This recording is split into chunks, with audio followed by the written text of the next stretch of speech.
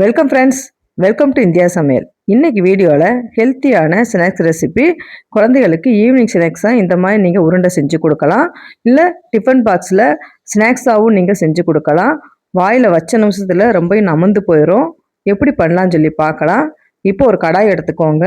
அதில் ஒரு கப் அளவுக்கு பச்சை பயிறு எடுத்துடலாம். பச்சை பயிரை நல்லா வாசனை வர்ற அளவுக்கு வறுத்துக்கோங்க. நல்லா செவந்து வரணும், அந்த அளவுக்கு நல்லா வறுத்துக்கணும்.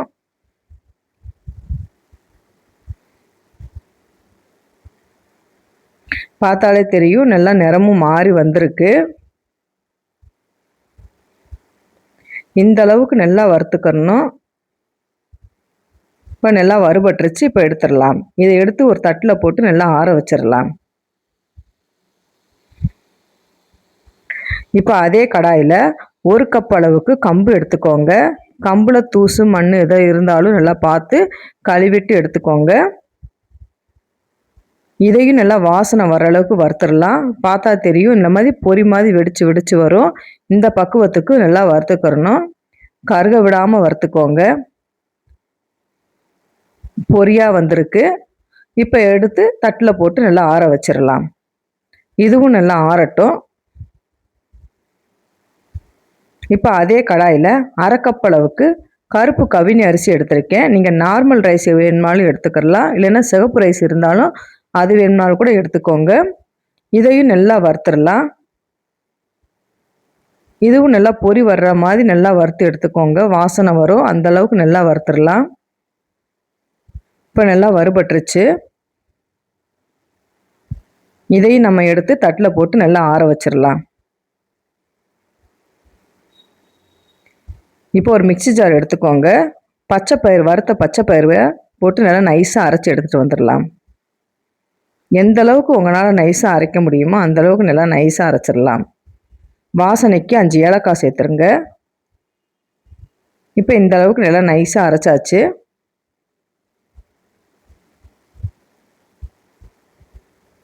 இதை அப்படியே ஒரு தட்டில் போட்டுடலாம்.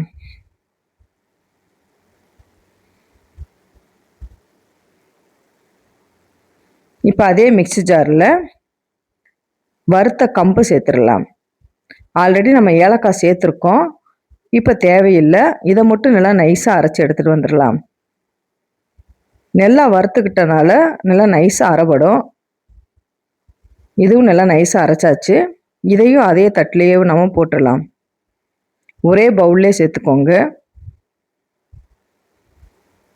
இப்போ அதே மிக்சி ஜாரில் கருப்பு கவினி அரிசியும் சேர்த்து நல்லா நைஸாக அரைச்சி எடுத்துகிட்டு வந்துடலாம்.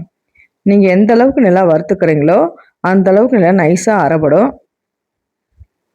இதுவும் நல்லா நைஸாக அரைச்சாச்சு. இதையும் அதே தட்டில் சேர்த்துடலாம்.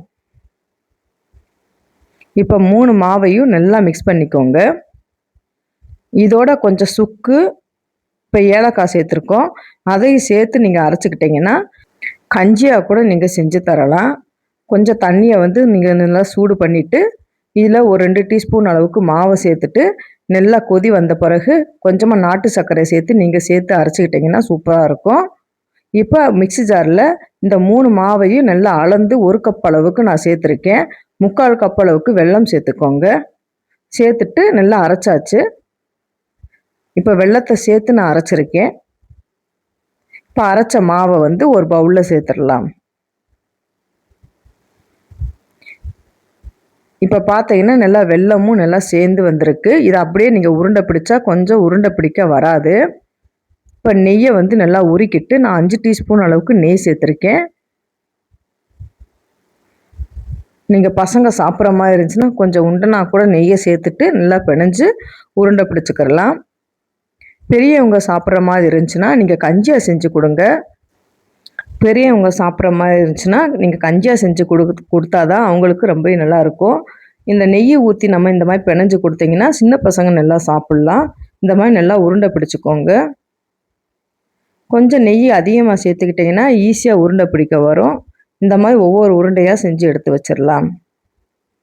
ரொம்ப ஹெல்த்தியான உருண்டை.